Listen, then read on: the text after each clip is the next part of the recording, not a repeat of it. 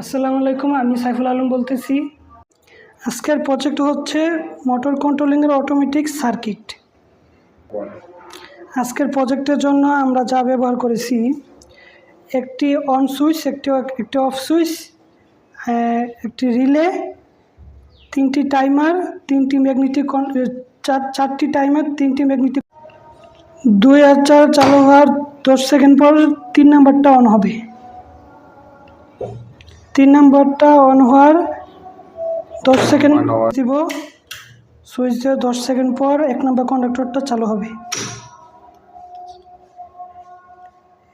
10 second পর 2000 চালু হওয়ার 10 সেকেন্ড পর 3 নাম্বারটা অন হবে, সাথে সাথে 4 এবং 1 অফ হয়ে যাবে।